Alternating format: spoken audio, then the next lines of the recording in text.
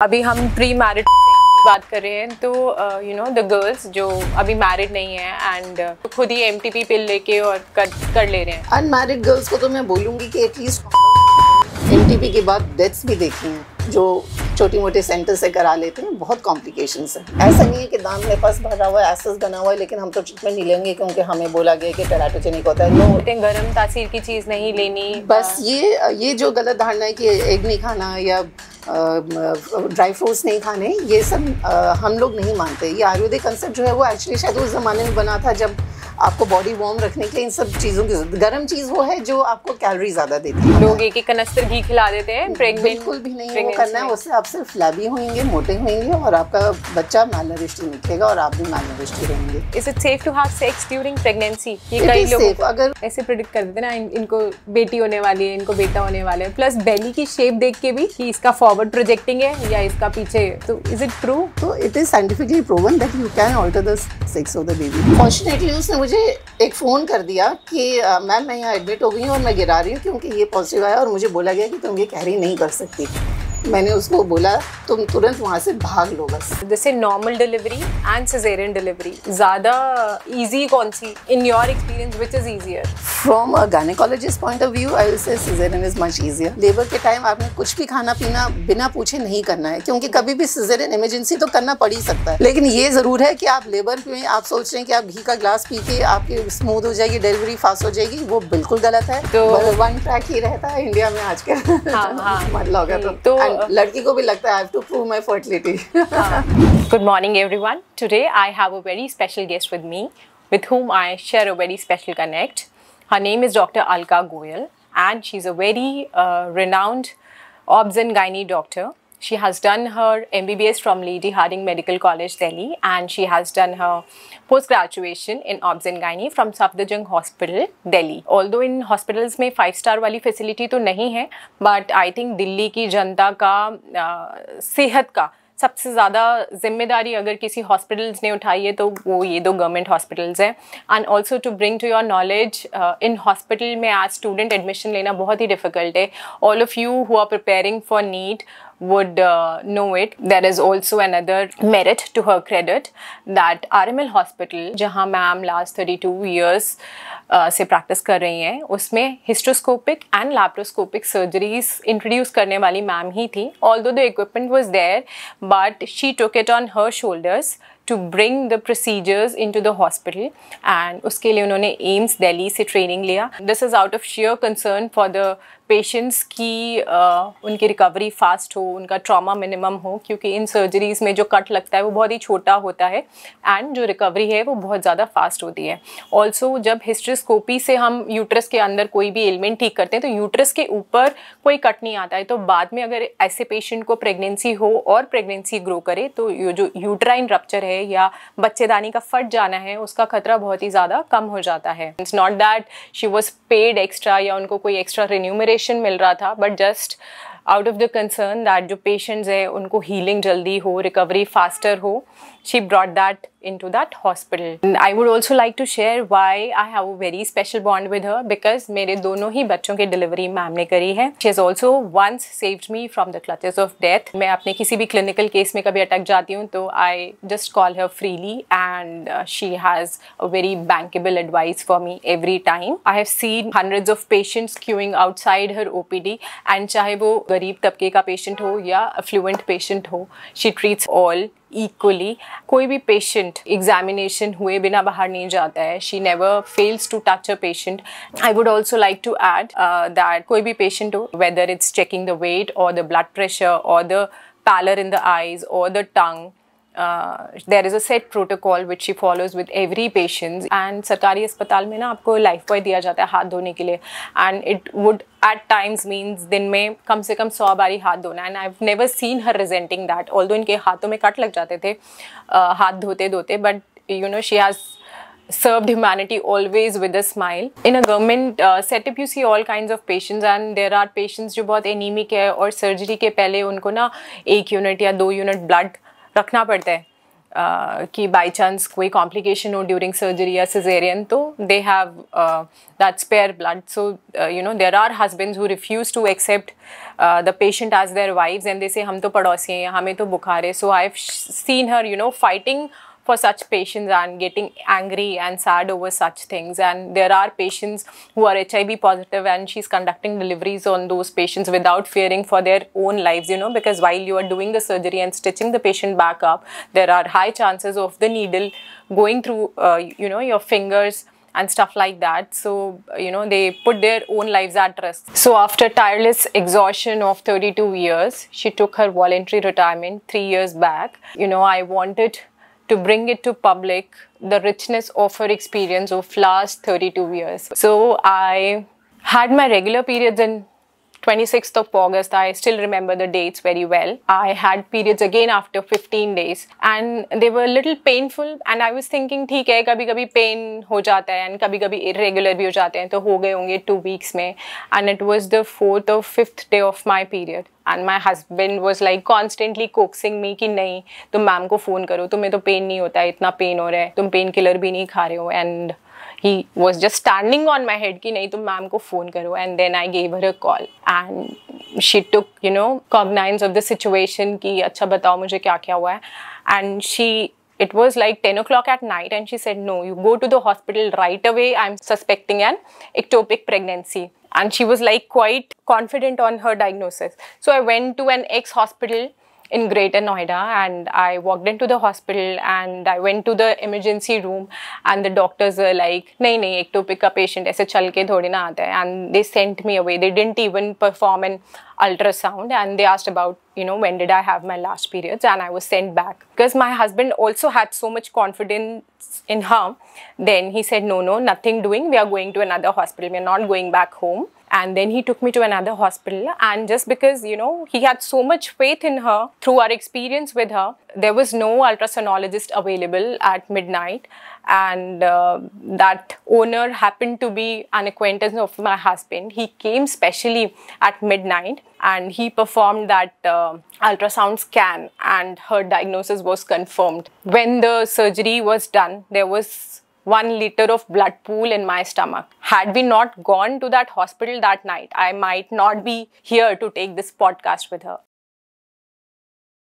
So that's what the clinical experience does. Because you know you have just had your periods 2 weeks back. Nobody can suspect a pregnancy कि आपको periods तो आप pregnant कैसे हो सकते हो. ये कहना अतिशयोक्ति नहीं होगी कि their job is both daring and adventurous and divine as well. तभी शायद डॉक्टर्स को भगवान का रूप कहा जाता है. And I would really like to extend a very warm welcome to ma'am that she has made it here today. So thank you so much for coming on the podcast. सभी जिज्ञासु श्रोताओं को मेरा नमस्कार. मैं ये कहना चाहती हूँ कि ये जो इतना वार्म वेलकम मुझे तरुणा से मिला है, इसमें मेरे ख्याल से मेरा श्रेय कम है और तरुणा का ज़्यादा है. वो इसलिए कि सेम बिहेवियर मेरा हर एक पेशेंट के साथ रहा और तुम्हारा तो कुछ खास कॉम्प्लिकेशन था नहीं. I didn't go out of the way for anything for you. फिर भी तुम्हारे मन में एक ग्रैटिट्यूड, एक खुशी, एक स्नेह रहा जो इतने कॉम्प्लिकेटेड केसेस जिनके लिए मैंने आउट ऑफ द वे बिना ड्यूटी के भी बहुत कुछ किया, पूरा physically mentally I was with them कि अब ये निराश नहीं जाए यहाँ से. इनके पहले बहुत मिसहैप्स हैं, उनमें भी मैंने ग्रैटिट्यूड नहीं देखा बहुत बार. तो it is outlook of the person basically. And ये जो तुम्हारी पॉजिटिविटी है और स्नेह है, यही मुझे खींच कर भी लाया है. बहुत अच्छा लगता है. मतलब that gratitude is very important for your own happiness. कहते हैं कि किसी का गुण पहचानने के लिए आपको अपने में भी कुछ गुण चाहिए, अदरवाइज आप नहीं पहचान सकते किसी और के गुण. जैसा क्योंकि आजकल बहुत ज़्यादा इन्वेस्टिगेशंस होने लग गई हैं प्रेगनेंसी में. उससे होता क्या है कि सब लोगों का उनका इंटरप्रिटेशन नहीं मालूम.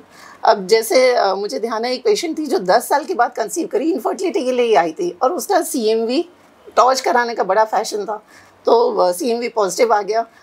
प्रेगनेंसी होने के बाद में बहुत बारी लोगों को लगता है कि हम घर के पास ही कहीं डिलीवरी करा लेते हैं, इजी रहेगा. तो वो कहीं प्राइवेट में दिखाने लग गई. उन्होंने देखा CMV पॉजिटिव है, उन्होंने उसको एडमिट कर लिया कि तुम तो बच्चा रख नहीं सकती. अब 10 साल के बाद बच्चा हुआ और आप उसको 19 वीक्स पे गिराने की सोच रहे हो. मतलब इतना बड़ा हो चुका. फॉर्चुनेटली उसने मुझे एक फ़ोन कर दिया कि मैम मैं यहाँ एडमिट हो गई हूँ और मैं गिरा रही हूँ क्योंकि ये पॉजिटिव आया और मुझे बोला गया कि तुम ये कैरी नहीं कर सकती. मैंने उसको बोला तुम तुरंत वहाँ से भाग लो बस, and never go back to that place. कुछ भी नहीं फ़र्क पड़ने वाला CMV positive, it is very much normal, it just means you are immune to it, और कोई NTP का इंडिकेशन नहीं है। फिर उसने डिलीवरी फिर RML में ही कराई, और उसका बच्चा अब तुम्हारा तो 10 साल का, उसका तो शायद स्कूल भी पास कर चुका है अब तक, अब बिल्कुल नॉर्मल है। तो जब हम टेस्ट करते हैं तो हमें उनका इंटरप्रिटेशन जानना भी बहुत ज़रूरी है। गलत इंटरप्रिटेशन से उसके साथ तो कितना बुरा हो जाता। बिल्कुल। और मैं तो ये खुश हूँ कि उसने एक फ़ोन करके मुझे इन्फॉर्म करने की कर्टसी रखी, नहीं करती तो उसकी डेस्टिनी कुछ और होती। मैं भी ये कहती हूँ ना कि यूनिवर्स ने मुझे डायरेक्ट करा, मेरे घर से RML hospital is like 60 kilometres, और ऐसा भी नहीं कि मैं कोई गांव देहात में रह रही हूँ जहाँ अच्छे डॉक्टर्स नहीं है या अच्छे हॉस्पिटल्स नहीं है ना, बट स्टिल वो हर time just on that faith and कि कुछ था कि नहीं, मैम का clinical experience it shows up on your face कि है। तो वो पहली बार में ही जो बॉन्ड बन गया ना, देन एवरी टाइम, नहीं तो बाद में भी आप सोचते हो अच्छा चलो प्रॉब्लम सॉर्ट हो गई, देन। लेकिन अब ये पेशेंट मेरे से टच में नहीं है। तो सबका ग्रैटिट्यूड लेवल अलग होता है, सबका स्नेह का लेवल या व्हाटएवर इज डिफरेंट। अच्छा मैम, इन टुडेज टाइम हम देख रहे हैं कि आजकल मैरिजेस तो काफ़ी लेट होती हैं because the girl is also working, है ना, and 28, 29, 30 is the normal age जहाँ पे लड़कियाँ think of marriage because job है या अभी सेटल होना है, या लड़का भी अभी सेटल हो रहा है। एंड इतने मॉडर्न सोसाइटी में जहाँ लड़की कंधे से कंधा मिला के चल रही है, हम कुंडली मिलाते हैं, है ना, बट कोई मेडिकल प्रोफाइलिंग नहीं करता because by the time you are 30 you are already been through 4-5 relationships, even whether your parents know of it और not, and as doctors we also know कि हमारे पास ये MTPs भी आते हैं where the girl is unmarried. So क्या कुंडली मिलाने के साथ साथ कोई मेडिकल प्रोफाइलिंग है जो ज़रूरी है बिफोर गेटिंग मैरिड, ताकि वो आगे कोई बीमारी ना बने या किसी और बड़ी बीमारी से बचा सके? So what is your take on that? ये जो कंसेप्ट है अभी इंडिया में बिल्कुल भी नहीं है कि मैरिज से पहले हम लोग कुंडली के अलावा कुछ और भी बातें कर लें, क्योंकि एक टैबू सा बना हुआ है। काफ़ी कुछ वेस्ट का हमने कॉपी कर लिया, फ्री सोसाइटी हो गई, सब कुछ हो गया, लेकिन जो उनके अच्छे पॉइंट्स हैं कि आप जो आप करने में नहीं आपको कोई हिचक है तो आप उनको एक्सेप्ट करने में भी हिचक नहीं करो और उनके हिसाब से ही आप अपना मैनेजमेंट करो, वो चीज़ अभी नहीं आई है। मेरे हिसाब से 2 तरह की चीज़ें हैं जो डेफिनेटली शादी से पहले स्क्रीन आउट हो जानी चाहिए। एक ग्रुप ऑफ डिजीज़ है जैसे कि जिसके लिए हम कैरियर्स होते हैं, ट्रेड्स कहते हैं, हमारी जीन्स में कुछ प्रॉब्लम है जो ट्रेड्स हैं, जैसे जिसमें थैलेसीमिया बहुत कॉमन है और शायद बहुत लोग फैमिलियर भी होंगे इस वर्ड से कि थैलेसीमिया होता है। तो थैलेसीमिया का ट्रेड होना कोई एबनॉर्मल प्रॉब्लम नहीं है, कोई फ़र्क नहीं पड़ रहा उसमें। थोड़ा सा RBC जो हमारे रेड ब्लड सेल्स हैं जो ऑक्सीजन कैरी करते हैं उनकी लाइफ थोड़ी सी शॉर्टन हो जाती है और कोई फ़र्क नहीं पड़ता। और अगर thalassaemia major when you suffer from the disease वो बहुत सीरियस हो जाता है, उसमें आपको हर हफ्ते ब्लड चढ़ाना पड़ता है और लाइफ बहुत शॉर्ट हो जाती है, सेकेंड डिकेड के आगे मोस्टली वो नहीं रह पाते हैं। तो थैलेसीमिया को प्रिवेंट करने का इतना आसान तरीका है कि 2 ट्रीट वाले बंदों की शादी ना हो और कुछ भी नहीं करने की ज़रूरत हमें, और थैलेसीमिया आपका मेजर कभी भी नहीं होगा। वी जस्ट नीड कि अगर आपको ट्रेट है तो आप किसी ऐसे इंसान से ना शादी करें जिसको ट्रेट है। तो मेजर होने का कोई चांस ही नहीं है अगर दूसरे को ट्रेट नहीं है, 0 चांस है। एंड ये सिंपल ब्लड टेस्ट से शायद फाइंड आउट कर सकते हैं, इजीली अवेलेबल है, वाइडली अवेलेबल है, हर लैब कर रहा है थैलेसीमिया टेस्ट। ऐसी 2-3 और भी हैं जो सीरियस बीमारियां हैं जिनके ट्रेट्स होते हैं, सिस्टिक फाइब्रोसिस है, सिकल सेल है, वो इतने कॉमन नहीं है मगर वो सब भी मेजर डिजीज़ हैं। तो ये मेरे हिसाब से ये जो ट्रेट्स होते हैं, खासकर अगर आपकी फैमिली में हिस्ट्री है, लेकिन क्यों नहीं कोई बताता? अगर आपको मालूम भी आपको थैलेसीमिया ट्रेट है, आप शादी में कभी रिवील ही नहीं करेंगे, टैबू है ना। अरे पता नहीं क्या बीमारी है, इसको तो खून की बीमारी है, हमारे बेटे को लग जाएगी, वो तो जेनेटिक बीमारी है, कहाँ से लग जाएगी, ये भी तो ओपन माइंड रखो। राइट। ऐसे मतलब इस टैबू की वजह से एक सिंपल सा सोल्यूशन जो है हम लोग नहीं कर पा रहे हैं। और फिर अगर 2 ट्रेड्स की मैरिज हो जाती है तो फिर उसके बाद इतने सोफिस्टिकेटेड टेस्ट करने पड़ते हैं, क्योंकि आप कोई भी नहीं चाहता कि थैलेसीमिया मेजर का कोई बच्चा पैदा हो। राइट। और कितना रिस्क होता है उसके बाद उन सब टेस्ट को करने में। दूसरी सेट ऑफ स्क्रीनिंग मुझे लगता है सेक्सुअली ट्रांसमिटेड डिजीज़ है, जिसमें कि अब क्योंकि अब इतनी ओपन सोसाइटी हो गई है, पेरेंट्स तो कसमें खाएंगे कि हमारा बच्चा कुछ बिल्कुल भी ऐसा नहीं है, हमने तो संस्कार डाले हैं, लेकिन मुझे कहाँ नहीं पता है अंदर की। मैं पेरेंट्स को बाहर करके बात करती हूँ। आजकल जितनी भी लड़कियाँ ट्रीटमेंट के लिए आती हैं, मेजॉरिटी क्या मैं तो बोलूँगी 80-90% आर सेक्सुअली एक्टिव, क्योंकि वो सेक्सुअली ट्रांसमिटेड डिजीजेस भी लेकर आती हैं। कंप्लेंट्स जो होती हैं उनकी बहुत बार देखा गया है। तो उनमें कुछ तो डिजीजेस ऐसी हैं जिनसे जो लोकल रहती हैं ट्यूब्स ब्लॉक हो जाती हैं, इनफर्टिलिटी हो जाता है उन्हें शादी से पहले ही। और कुछ हैं जो आप उनमें तो आप फिर भी ठीक है, आपने शादी कर ली, कोई दिक्कत नहीं है। लेकिन जो डिजीजेस ऐसी हैं जो आप अपने पार्टनर को ट्रांसमिट करेंगे, आप ऐसे बंदे से तो नहीं करना चाहेंगे शादी। जैसे HIV है या HBS, हेपेटाइटिस B है, हेपेटाइटिस C है, सिफिलिस है, ये सब आप ट्रांसमिट करेंगे तो 100% मतलब होएगा ये ट्रांसमिशन। तो फिर आप, मेरे हिसाब से तो ये बहुत ज़रूरी है आजकल की सोसाइटी में कि हमें मालूम हो कि हम जिससे शादी करने जा रहे हैं उसको ये नहीं है। एक ये है ह्यूमन पैपिलोमा वायरस HPV, जिसके बारे में लोगों को कम मालूम है। ये भी सेक्सुअली ट्रांसमिटेड है और अनफॉर्चुनेटली इसका ट्रांसमिशन हम सिर्फ बैरियर कॉन्ट्रासेप्टिव लाइक कॉन्डोम से हम प्रिवेंट भी नहीं कर पाते, क्योंकि स्किन कॉन्टैक्ट से भी वो हो जाता है। And it is responsible for almost all the cervical cancers of women and more than 50% of penile cancers in main. This besides condyloma, warts, other problems, cancer का एक कॉज है और वो भी सेक्सुअली ट्रांसमिटेड है। और उसके लिए तो कोई वाइड टेस्टिंग भी नहीं अवेलेबल है। तो इसलिए बेस्ट तो आपका लाइफस्टाइल वही है when you are futurely faithful to your partner. तो किसी को अगर ये वॉर्ड्स हैं ऑन दैट जेनाइटल एरिया या कुछ, तो इज इट एन इंडिकेशन कि he has HPV? Is it a confirmatory? That is confirmatory, it is HPV। But HPV के जैसे अगर अराउंड 200 स्ट्रेन्स हैं तो not all of them are oncogenic, मतलब not all of them will cause cancer, just 14-15 strains cause cancer, जिसमें HPV 16 और 18 सबसे important कहे गए हैं।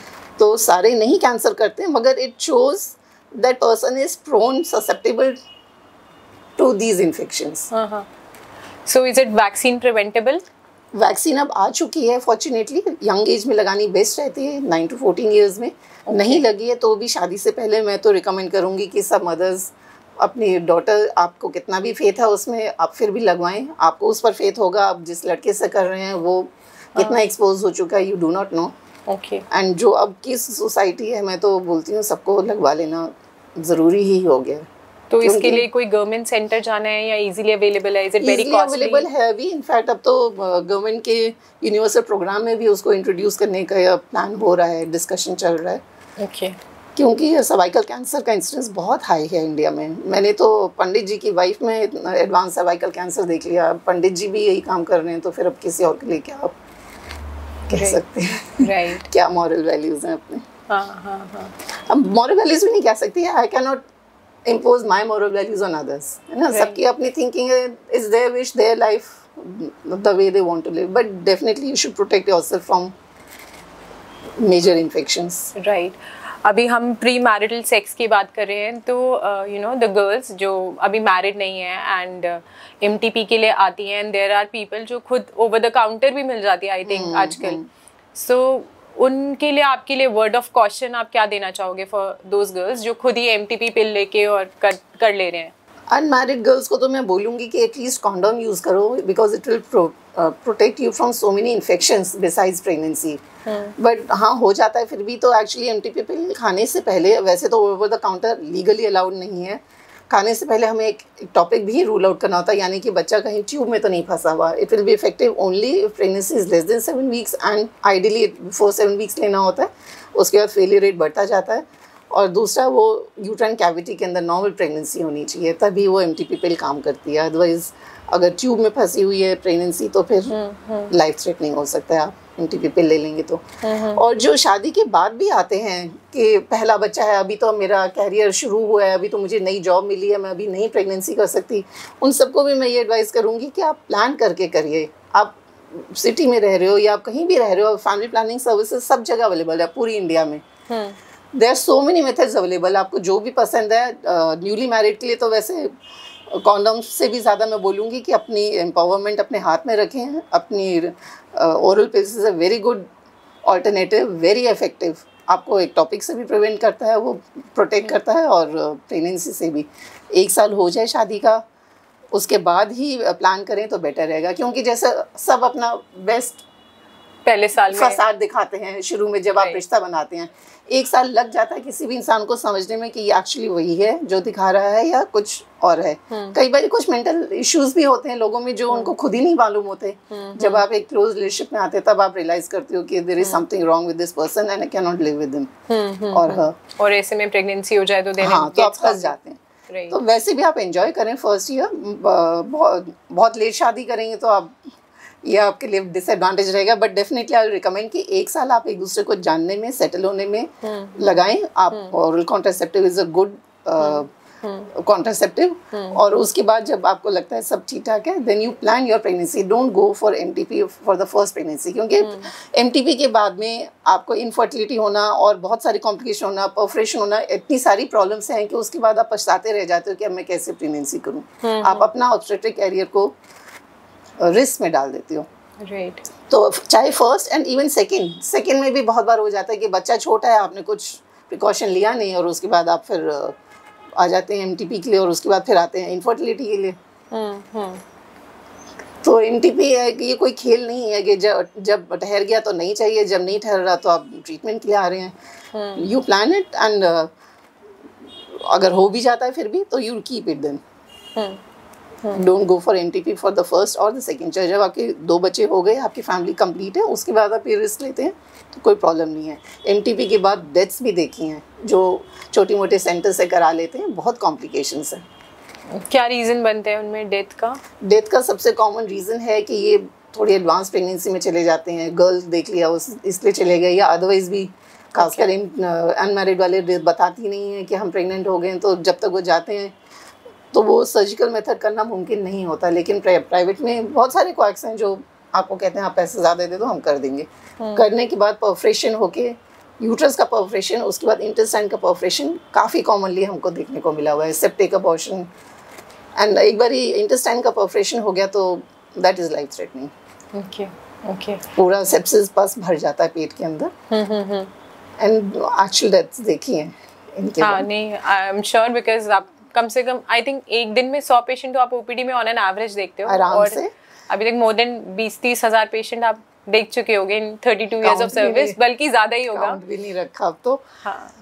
फॉर्चुनेटली मेजर हॉस्पिटल्स में ये सब प्रॉब्लम्स नहीं होती हैं, पीपल आर बेटर ट्रेन्ड। मगर कितने लोग मेजर हॉस्पिटल को एक्सेस कर सकते हैं? पेरिफेरी में, गांव में चले जाएं तो कोएक्स और दाइयाँ ही कर रही हैं सब कुछ। एक मैम आईपिल आजकल बहुत पॉपुलर है एंड पीपल मतलब 2 से 3 से 4 उसकी कोई काउंटिंग नहीं है। Every time they have something या they have a relation then they will pop an i-pill. तो उसके ऊपर प्लीज एजुकेट। बहुत मिसयूज हो रहा है आईपिल। मैं टोटली मुझे लगता है कि i-pill is mainly for people who are मतलब they have undergone some trauma like rape और something which was unplanned. It is definitely not for married people. Married लोगों के लिए बहुत अच्छे कॉन्ट्रासेप्टिव्स अवेलेबल हैं and there is a huge variety, you can choose from whatever you like.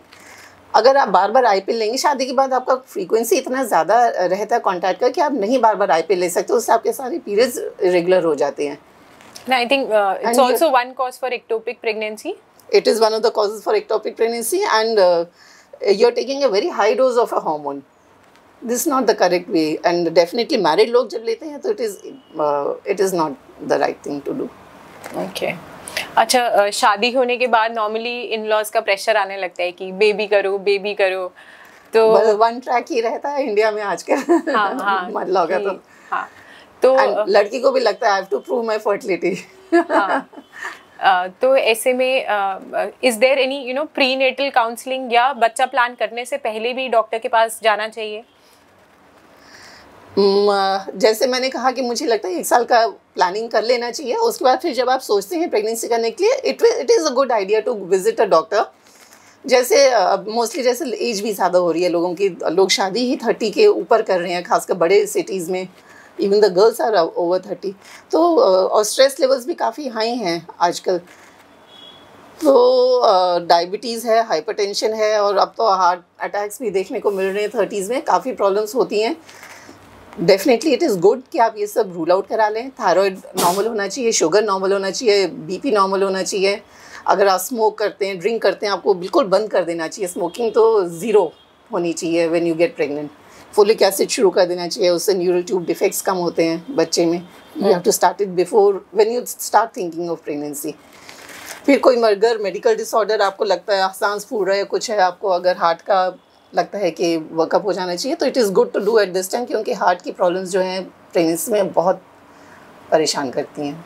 तो और आपको कुछ भी कंप्लेंट लग रही है, आप रूल आउट करिए। आप शुगर और ब्लड प्रेशर और थायराइड ज़रूर नॉर्मलाइज करिए। कोई और मेडिकल डिसऑर्डर है या फैमिली में कोई हिस्ट्री है डाउन सिंड्रोम या कुछ, तो आप अपना क्रोमोसोम एनालिसिस करा लीजिए, so that you are aware of what you are going to. हाँ, अगर कोई मेडिकल ट्रीटमेंट आप ले रहे हो किसी चीज़ के लिए, जैसे कि एपिलेप्सी है, कॉमन प्रॉब्लम है, तो उसकी कुछ मेडिसिन सेफ़ हैं प्रेगनेंसी में और कुछ बिल्कुल भी नहीं है। तो अगर आप प्रेगनेंसी प्लान कर रहा है कोई, तो उसको अपने डॉक्टर से मिल लेना चाहिए कि कोई मेडिसिन चेंज करने की ज़रूरत है, ताकि ऐसी मेडिसिन पे वो स्टेबलाइज हो जाए पहले कि प्रेगनेंसी में बच्चे के ऊपर असर ना पड़े। स्टेबलाइज करने में भी टाइम लग जाता है, क्या डोज कर लेने हैं, कि कौन सी वाली लेनी है, तो वो चेंज ओवर करने में भी टाइम लगता है। तो वो पहले से एडवांस में ही प्लानिंग करनी पड़ती है, ताकि बच्चे के ऊपर टेराटोजेनिक इफेक्ट्स ना आ जाए। Okay, and once the good news has come, and we all know it's a pizza generation or the pasta generation. So, what is your dietary advice to a woman who has just conceived? क्या किस तरह का उसको खान पान रखना चाहिए, क्या nutrients उसको लेने चाहिए? जैसे ही आप मिस करते हो पीरियड, मोस्टली आजकल लड़कियां खुद ही सुबह अपना यूरिन टेस्ट कर लेती हैं, उनको मालूम चल जाता है कि पॉजिटिव है। It's a very highly emotionally charged time I think, but relax, it's a normal physiological process, everything will be okay. Always think positive during pregnancy. जो आपने फोलिक एसिड शुरू किया हुआ है, तो आप उसको फर्स्ट 3 मंथ्स आपको सिर्फ वही कंटिन्यू करना है। नहीं शुरू किया तो अब आप शुरू कर सकते हैं, उसमें कोई प्रॉब्लम नहीं है। फर्स्ट 3 मंथ्स में डाइटरी रिक्वायरमेंट मदर की हार्डली कुछ है, क्योंकि बच्चा बहुत ही छोटा होता है, उसकी कोई रिक्वायरमेंट उस समय नहीं होती। It is just a few centimetre, और उस समय वैसे भी नौजिया वगैरह रहता है। इस समय ज़्यादा इंपॉर्टेंट ये है कि आप बाहर से कुछ ना खाएं, क्योंकि आपके टेस्ट जो है वो थोड़ा सा ऑल्टर्ड होता है। यू वांट टू हैव गोलगप्पे और समथिंग। तो खासकर समर और मानसून तो मैं खासकर बोलूँगी, but otherwise also when you eat outside food, आपको you are definitely susceptible to intestinal infections. All intestinal infection जो भी गट मोटिलिटी बढ़ाएगा, वो यूट्राइन मोटिलिटी भी बढ़ाएगा। तो एक तो एबॉर्शन का चांस बढ़ जाएगा। उसके अलावा जो इन्फेक्शन है वो बच्चे में भी जाता है, उससे भी एबॉर्शन का चांस बढ़ जाता है। और काफ़ी इन्फेक्शंस ऐसे हैं, खासकर हेपेटाइटिस ई एंड ऑल, जो they are much more severe in pregnancy. यहाँ तक कि प्रेगनेंसी में जब हेपेटाइटिस होता है तो liver total failure and liver transplant तक की भी हमने वो देखा हुआ है सिचुएशन आते हुए। नॉर्मली अगर आप नॉन प्रेग्नेंट हैं तो शायद ये ना हो, उस समय definitely they are worse. I will definitely advise कि आप बाहर से कुछ ना खाएं। Even if you go for a marriage, आप घर से खाना खा कर जाएँ। ना पानी ले ना बाहर का खाना ले। ये तो वैसे पूरी प्रेगनेंसी के लिए मैं बोलूँगी, क्योंकि जो भी इन्फेक्शन है वो बच्चे को इफेक्ट करते हैं। और फर्स्ट ट्राइमेस्टर में तो क्योंकि अबॉर्शन का चांस बढ़ जाता है, तो वो और डाइट तो ज़्यादा इम्प्रूव करने की ज़रूरत नहीं है, बस बाहर का नहीं खाएं और कोई भी मेडिसिन ना लें बिना किसी से पूछे। ऐसी कई मेडिसिन हैं जो आप ले सकते हैं सेफली फर्स्ट ट्राइमेस्टर में भी, मगर बहुत सारी हैं जो आप नहीं ले सकते। तो सेल्फ मेडिकेशन नहीं करें बिना किसी को पूछे कि ये सेफ है या नहीं है। Even fever, if you have fever, it is teratogenic for the baby. इस समय जो होता है फर्स्ट 3 मंथ्स, हम प्रेगनेंसी को 3 भाग में डिवाइड करते हैं। First 3 months is the first trimester. तो फर्स्ट 3 मंथ्स में न्यूट्रिशनल रिक्वायरमेंट बच्चे की मिनिमल है, मगर जितना भी आप जो भी आप लेंगे उसके ऊपर वो असर ये पड़ेगा कि बच्चा इस समय अपने ऑर्गन्स डिफ्रेंशिएट कर रहा होता है। बच्चा शुरू हो रहा है एक सेल से, अब वो एक सेल मल्टीप्लाई करेगा और उसके बाद फिर वो डिफ्रेंशिएट करेगा कि क्या पार्ट मेरा ब्रेन बन रहा है, क्या मेरा हार्ट बन रहा है, क्या मेरा स्किन बन रहा है, क्या इंटेस्टाइन बन रहा है। तो जब वो डिफ्रेंशिएशन चल रहा होता है तो exposure to any teratogen will cause an anomaly in the baby. तो बेबी इज़ बॉर्न एबनॉर्मल, ज़्यादा बड़ी एनॉमली होती है तो अबॉर्ट भी हो जाता है, नहीं होता, और अगर वो जन्म लेता है और फिर उसके बाद उसमें एनॉमलीज है तो वो और भी दुखदायी हो जाता है। राइट। तो first 3 months only precaution is not to be expose to anything which can harm your baby. Okay, I think antibiotics भी एंटीबायोटिक कुछ बिल्कुल सेफ हैं, बट कुछ बिल्कुल कॉन्ट्राइंडिकेटेड है। So it has to be under supervision. ऐसा नहीं है कि दांत में पस भरा हुआ है, एसिस बना हुआ है, लेकिन हम तो ट्रीटमेंट नहीं लेंगे क्योंकि हमें बोला गया कि टेराटोजेनिक होता है। No, even dental infections cause preterm labour and abortions. तो ऐसा नहीं है कि आपको ट्रीटमेंट नहीं लेना है, but you have to know what is the right treatment to take, so it has to be under supervision. Okay okay. And खाने में what kind of diet they should take? एक तो नॉजिया हो रहे हैं, सो कईयों को तो बहुत ज़्यादा उल्टी होती है, तो क्या वो न्यूट्रिशनल डेफिशिएंसी कॉज नहीं करता मदर में? एंड एसिडिटी भी कई लोगों को इस टाइम पे होने लगती है, तो किस तरह का डाइट लें which is healthy for them and good for the baby also? First 3 months क्योंकि न्यूट्रिशनल रिक्वायरमेंट खास नहीं है, तो whatever they feel like eating they can have. उतना फर्स्ट 3 months में मैं नहीं बोलूँगी कि कोई टेंशन करने की ज़रूरत है, आपको ऑल्टर टेस्ट है, बट आई विल प्रेफर कि आप उससे घर में बना लें. Even golgappe you can have, you make your own jaljeera from your own RO water. ऐसा नहीं है कि आप नहीं खा सकते हो. फर्स्ट 3 months तो आपको थोड़ा कंसेशन करना पड़ेगा.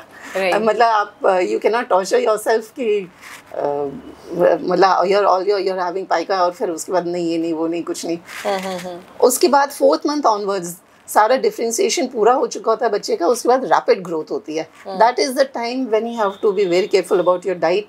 पूरा बच्चा जो एक सेल से शुरू हुआ उसको अपने सारी मसल्स बोन्स बहुत कुछ बनाना है, तो उसके लिए उसको बहुत सारी न्यूट्रिशन चाहिए.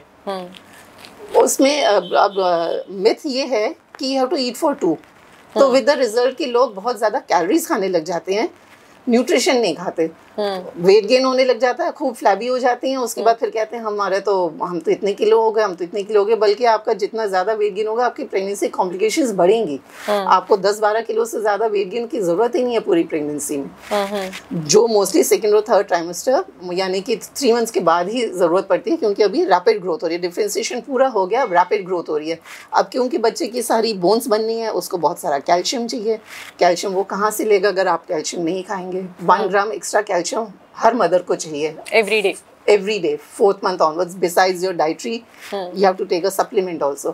अब कैल्शियम की गोली होती है बहुत बड़ी. बहुत सारे लोग कहते हैं हमसे तो खाई नहीं जाती, हम तो नहीं खा रहे क्योंकि हमसे तो swallow नहीं होती. अब तुम या नखरे कर लो या फिर बच्चे की हड्डियां निकलते टूटने लगेंगी और वो तुम्हारी हड्डियों में से ही निकालेगा ना फिर कैल्शियम, उसको तो बनाना है. तो तुम दोनों फिर पड़े रहना फ्रैक्चर लेके. नहीं तो कैल्शियम की गोली का तो टेस्ट भी खराब नहीं होता. You can powder it and have it. Powder के अलावा क्योंकि वही पेप्सी पिज़्ज़ा वाली जनरेशन है ना, बहुत ज़्यादा डेलिकेट है, तो अब कुछ वो च्यूएबल वाली भी आने लग गई हैं, मगर मोस्टली च्यूएबल वाली ना पीडियाट्रिक हैं. तो आप अगर च्यूएबल लेना चाहते हो, आप बिल्कुल नहीं निगल पा रहे हो, तो बहुत डेलिकेट है आजकल की जनरेशन. नहीं निगलने तो नहीं निगलने करके, तो आप वो लेकिन चेक कर लो कि the tablet that you have chosen has at least 1 gram of calcium. Don't take the pediatric calcium and be happy कि मैं तो ले रही हूँ सप्लीमेंट. कुछ ना वो ले लेते हैं, पता नहीं कौन सी कंपनी है, उसके न्यूट्रिशनल सप्लीमेंट्स बहुत आते हैं. ये कोई फॉरेन की बड़े खुश है कि हमने तो आयरन कैल्शियम उसमें है. राइट. मगर हर्बालाइफ, एमवे, इस तरीके एमवे बहुत लेते थे लोग. तो वो तो हार्डली कुछ, वो तो एक nutritional supplement for a non pregnant के लिए भी मतलब हाँ थोड़ा सा ही है उसमें.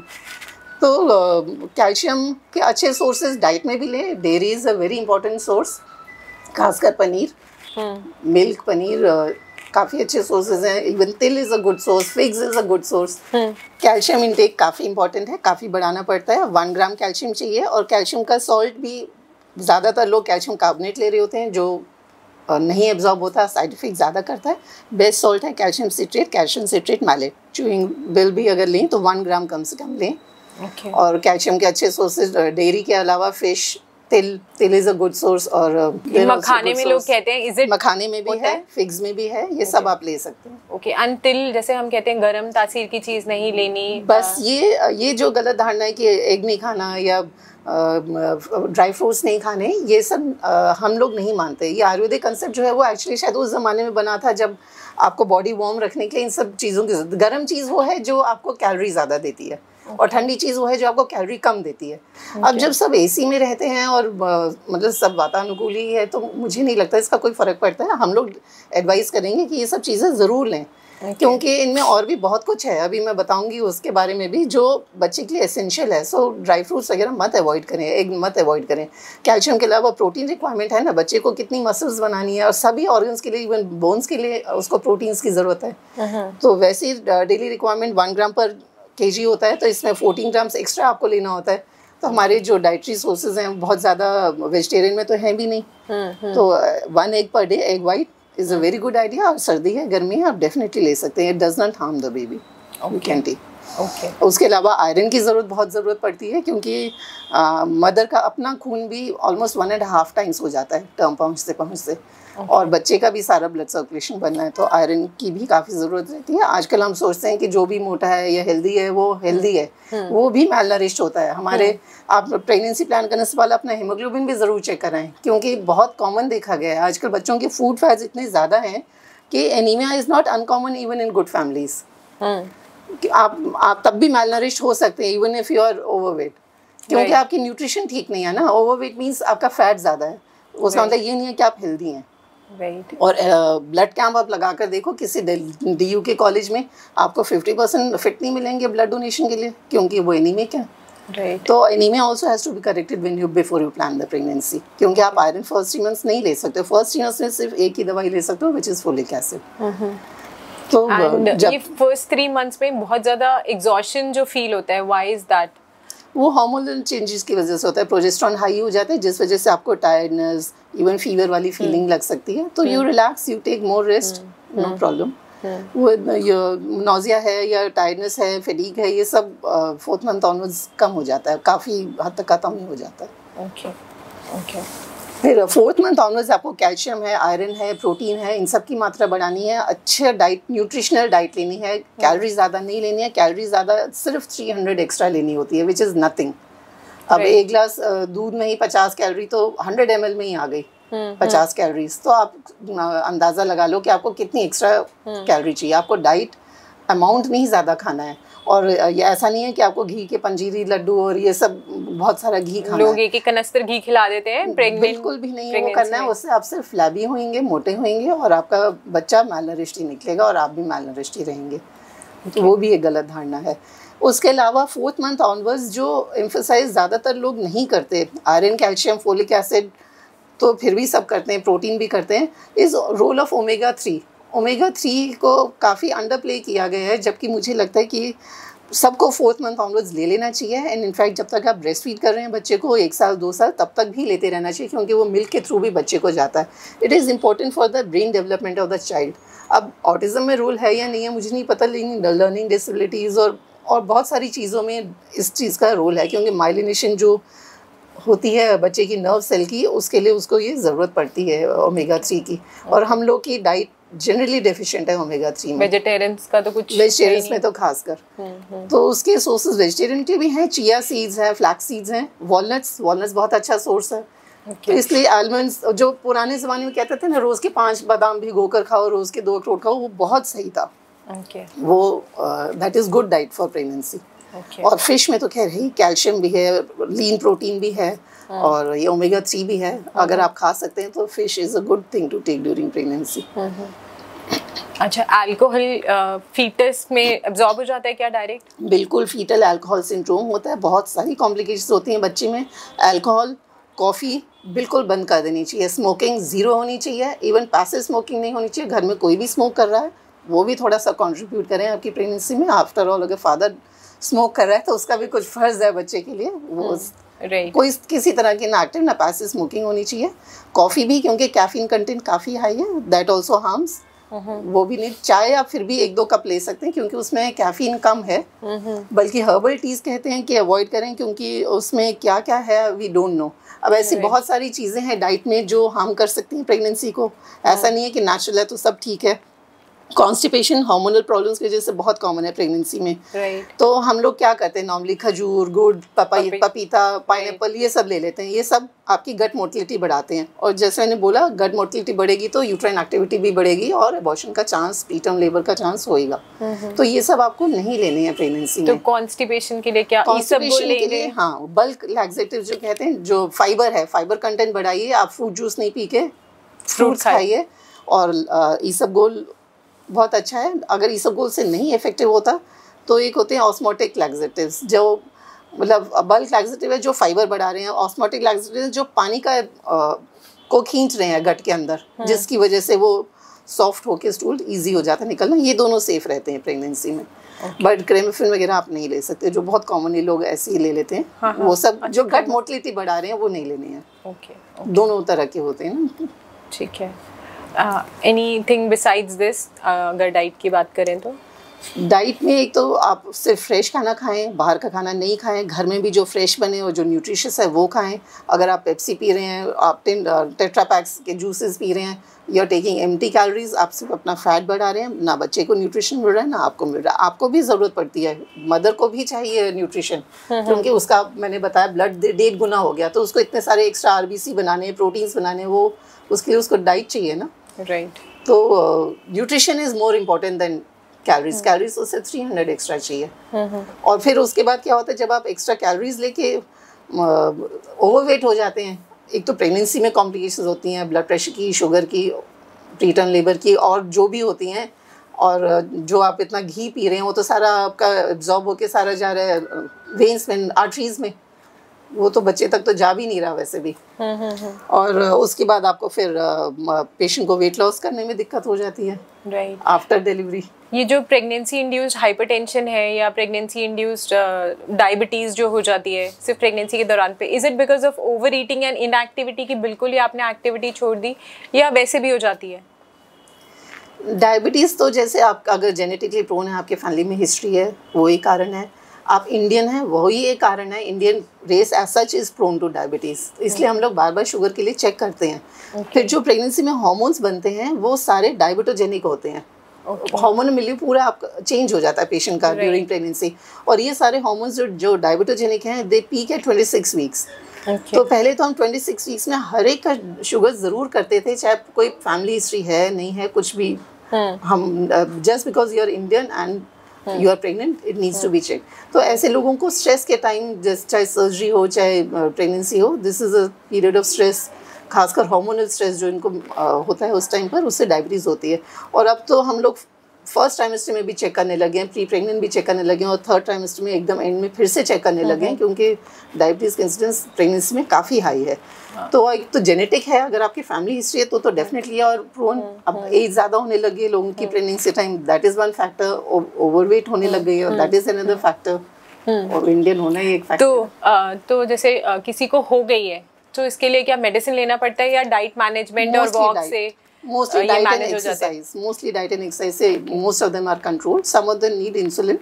Okay. Tablets कम दी जाती हैं, प्रेगनेंसी में इंसुलिन दिया जाता है, और वो रिक्वायरमेंट डिलीवरी होते ही बिल्कुल प्लास्टर निकलते ही आपका ये खत्म हो जाता है डायबिटीज़।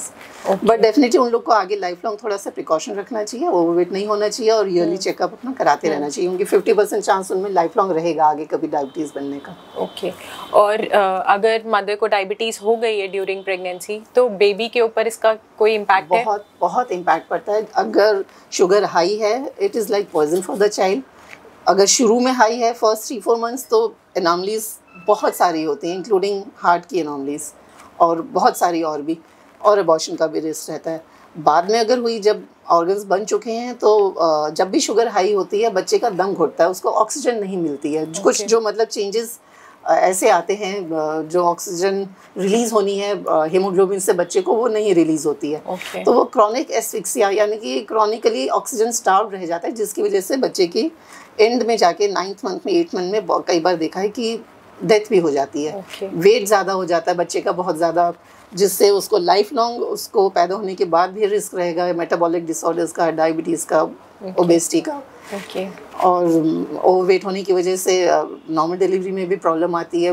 ये मॉन्स्टर बेबी सिंड्रोम क्या डायबिटीज़ की वजह से ही होता है, जिसमें हम बोलते हैं बेबी बहुत बड़ा हो गया या हेड बहुत बड़ा हो गया? बहुत बड़ा हेड बड़े के तो और भी कारण है, लेकिन बहुत बड़े जो ओवरवेट बेबीज़ हैं वो diabetes is a common cause. कई बार फीटल ट्यूमर्स वगैरह और भी कारण होते हैं, but this is commonest cause is diabetes, जिससे फिर सिज़ेरियन रेट भी बढ़ता है, और आगे लाइफ लॉन्ग उनको प्रॉब्लम रहती है। तो और क्योंकि उसकी जान को भी खतरा है, कभी भी धड़कन बंद हो जाएगी अगर ऑक्सीजन की कमी रहेगी उसको। तो इसलिए शुगर तो बहुत ही स्ट्रिक्टली कंट्रोल करना पड़ता है। डायबिटीज़ अगर हो गई है प्रेगनेंसी में, जो आप अगर जैसे नॉन प्रेग्नेंट है उसको 100-110 फास्टिंग चल जाएगा, लेकिन अगर प्रेगनेंसी है तो 90 से ऊपर नहीं हम जाने देते। It has to be very strict. जब सबसे पहले इसका अध्ययन हुआ था तो बल्कि ये कहा गया था कि उसका इतना शुगर कम कर दो कि वो फेंट होने लगे, फिर उससे ज़रा सा ऊपर रखो। अब उतना स्ट्रिक्ट नहीं करते हैं, but I want to emphasise कि how important is sugar control during pregnancy. वो तो एक तपस्या रहती है मदर के लिए। बहुत ही स्ट्रिक्टली नाप कर टाइम से ही खाना खाना पड़ता है, और एक्सरसाइज तो बहुत ही, बल्कि प्रेगनेंसी में तो कई लोगों को होता है ना, मीठा खाने का मन हो रहा है, रसगुल्ले आने दो, गुलाब जामुन आने दो, बहुत रेस्ट्रिक्ट। तो ऐसा नहीं करना है। मतलब कि आप दबा के मीठा खा रहे हो just because you are pregnant? Baby चाहिए और लाइव चाहिए तो आपको प्रेगनेंसी में आपको जो इंस्ट्रक्शंस दी जाएंगी, you have to be very careful about following them if you have diabetes. Okay, likewise ma'am blood pressure बढ़ने का क्या इम्पैक्ट होता है on the baby? Blood pressure, अगर सिर्फ ब्लड प्रेशर बढ़ रहा है तो उतना ज़्यादा प्रॉब्लम नहीं होता है। अगर साथ में यूरिन में प्रोटीन आने लग जाता है जिसको हम प्री एक्लेम्सिया कहते हैं, उसके काफ़ी कॉम्प्लिकेशंस हैं मदर के लिए भी और बच्चे के लिए भी। वो एक कॉम्प्लिकेटेड प्रेगनेंसी में आ जाता है जिसमें बहुत बार हमें टाइम से पहले भी उनको डिलीवर करना पड़ जाता है। और मदर को फिट्स होने का भी डर होता है, बच्चे को भी लूज करने का डर होता है। That is quite a complicated, लेकिन उसमें आप कुछ ज़्यादा अवॉइड नहीं कर सकते। फोलिक एसिड प्रिवेंट करता है, कैल्शियम इंटेक भी कहते हैं प्रिवेंट करता है, but otherwise there is not much you can do about it. तो जैसे ब्लड प्रेशर नॉर्मली 120/80 हम बोलते हैं, तो प्रेगनेंसी में भी is this the normal range या ये चेंज हो जाती है प्रेगनेंसी में? नहीं, फर्स्ट 3 मंथ्स तो यही रहती है, उसके बाद 4th मंथ ऑनवर्ड्स एक बार इनफैक्ट फॉल करता है ब्लड प्रेशर, काफ़ी लो आ जाता है, which is normal and which is healthy। जिनका फॉल अच्छा होता है इट मीन्स कि उनको आगे प्री एक्लेम्सिया होने का चांस कम रहता है, क्योंकि this is normal adaptive mechanism of the body and these are present in you. जिनका फॉल नहीं करता उनमें हम ज़्यादा अलर्ट होते हैं कि बाद में प्री एक्लेम्सिया का चांस ज़्यादा है। एंड आई थिंक जितना ब्लड प्रेशर लो होता है उतना exchange of nutrients across placenta ज़्यादा होता है कम ब्लड प्रेशर पे, ऐसा भी कुछ नहीं है? ऐसा नहीं है कि ब्लड प्रेशर लो होगा तो ज़्यादा एक्सचेंज होगा। अगर मतलब you need a certain pressure for the exchange to occur, इसलिए इनफैक्ट अगर कम हो जाएगा, जैसे 4th मंथ के बाद आपको बैक पर नहीं लेटना चाहिए, हमेशा साइड पर लेटना चाहिए, जिसमें लेफ्ट साइड बेस्ट है, और नहीं तो थक जाएं तो आप राइट साइड करें, लेकिन बैक पर 4th मंथ के बाद और 5th मंथ के बाद तो बिल्कुल भी ना लेटे। उससे क्या होता है, जो हमारी वेन, इंफीरियर वेना केवा, जो मेन वेन है हमारी बॉडी के नीचे से ब्लड ले जाती है, वो कंप्रेस हो जाती है, आपका सर्कुलेशन स्लो हो जाता है, बीपी फॉल कर जाता है और बच्चे का सर्कुलेशन भी उससे बंद हो जाता है। तो वो ideal position is left side पर, नहीं तो right, but not super. And hours of sleep, how many hours of sleep should a pregnant lady take? Hours of sleep, जैसे फर्स्ट ट्राइमेस्टर में कुछ लोगों को ज़्यादा नींद आती है because of the hormonal changes, so you can sleep extra, उसमें कोई प्रॉब्लम नहीं है। बाद में 7-8 घंटे। ये क्वेश्चन इसलिए कि कई सासों को लगता है ना बहू इतना ज़्यादा क्यों सो रही है, तो उनके लिए भी एजुकेशन जाना चाहिए कि हाउ मच 7-8 घंटे की नींद की ज़रूरत उसको पड़ जाती है, नॉर्मली इतना रेस्ट की ज़रूरत पड़ती है। और अगर बच्चे की ग्रोथ कम हो रही है, जो हम FGR कहते हैं, फीटल ग्रोथ रिटार्डेशन, तो उनको तो हम लोग एडवाइस करते हैं कि दिन में भी 2-3 घंटे लेटें वो साइड में, चाहे उनको नींद ना भी आए, क्योंकि साइड में लेटने से बच्चे की सर्कुलेशन बेस्ट होती है, खासकर जब आपने जस्ट खाना खाया है। खाना खाने के बाद में आपकी न्यूट्रिएंट लेवल्स ब्लड में सबसे ज़्यादा हाई हैं, उस समय अगर आप साइड में करवट लेकर लेटेंगे तो उस समय बच्चे को सबसे ज़्यादा सप्लाई जाती है ब्लड की। जब आप खड़े रहते हैं, प्रोलॉन्ग स्टैंडिंग है, ब्लड की पूलिंग हो गई नीचे, तो बच्चे की सर्कुलेशन कम हो जाती है। बेस्ट सप्लाई बच्चे की लेफ्ट लैटरल में ही है, जब आप लेफ्ट साइड लेट रही हैं। तो आपको अगर बच्चे की ग्रोथ कम है और आपकी ग्रोथ बढ़ानी है तो ये रिकमेंडेड है कि 8 घंटे रात को और 2 घंटे दोपहर में मिनिमम 10 आवर्स आप ज़रूर लेटें। एंड एक्टिविटी, क्या एक्टिविटी कर सकती है प्रेग्नेंट लेडी और क्या नहीं कर सकती? How much should she walk? अगर कोई जिम जा रहे हैं तो वो जिम कंटिन्यू करे, कोई स्विमिंग जा रहे हैं तो वो कर सकता है, कब कर सकता है, कौन से ट्राइमेस्टर में नहीं कर सकता? हर ट्राइमेस्टर में कर सकता है। एक्टिविटी इंपॉर्टेंट है, रखनी भी चाहिए। पहले जैसे बीपी बढ़ जाता था, हम लोग कहते थे नहीं स्ट्रिक्ट बेड रेस्ट लो, अब हम नहीं किसी को भी स्ट्रिक्ट बेड रेस्ट कहते, क्योंकि उससे जो मसल एट्रोफी हो जाती है वो ज़्यादा हार्म करता है। एक्टिविटी रखना is very good for health. अगर आप कभी भी एक्टिव नहीं थे तो अब आप शुरू करिए, वॉकिंग शुरू कर लो, लाइट एक्टिविटी शुरू कर लो। अगर आप पहले से जिमिंग कर रहे थे आप ज़रूर कंटिन्यू करो, ठीक है। उसमें कुछ रिस्ट्रिक्शंस हो जाएंगी आपकी, वो आप अंडर सुपरविजन करोगे, मगर जो आप एक्टिविटी पहले से कर रहे हो, चाहे आप डांस कर रहे हो, चाहे स्विमिंग कर रहे हो, you continue. In fact swimming, cycling तो बहुत अच्छी एक्टिविटीज़ हैं प्रेगनेंसी के लिए। जब ज़्यादा पेट निकल आए, साइकिलिंग में दिक्कत होने लगे तो आप स्टेशनरी साइकिल कर लो, but otherwise they are good activities. अगर वाटर बैग रप्चर नहीं हुआ है बच्चे का तो swimming is also very good activity. आप अपनी पूछ ज़रूर लें। डाइविंग नहीं कर सकते, diving is not advise, but आप मतलब ब्लड प्रेशर ठीक है, लो लाइन टेस्ट नहीं है, आप मतलब वो सब आपने पूछ लीजिए। अगर सब नॉर्मल है तो you should be active. Yes, in fact antenatal exercise करनी होती है ना आप, क्योंकि प्रेग्नेंट पेशेंट का पोस्चर ऑल्टर हो जाता है, लॉर्डोसिस हो जाता है, बैक पूरा कर्व हो गया, क्योंकि आपका सेंटर ऑफ ग्रेविटी आगे शिफ्ट हो गया, आगे बल्क है, वेट आपका डिस्ट्रीब्यूट नहीं हो रहा ठीक से लेग्स के ऊपर। आपके नीज के ऊपर इतना ज़्यादा वेट आने लग गया जो पहले नहीं था, अचानक से अब आपका 10-12 किलो एक्स्ट्रा आ गया। तो आपको अगर स्ट्रेचनिंग नहीं करेंगे तो आपको नी पेन, बैक पेन, ये सब तो तंग करेगा। कीगल एक्सरसाइज बहुत इंपॉर्टेंट है। कोई नहीं करता, कोई नहीं करता। और बस टास्क 9 महीने का है, अब बच्चा आ गया, अब काम खत्म। कीगल तो पहले दिन से शुरू करें और डिलीवरी के बाद भी कंटिन्यू करें।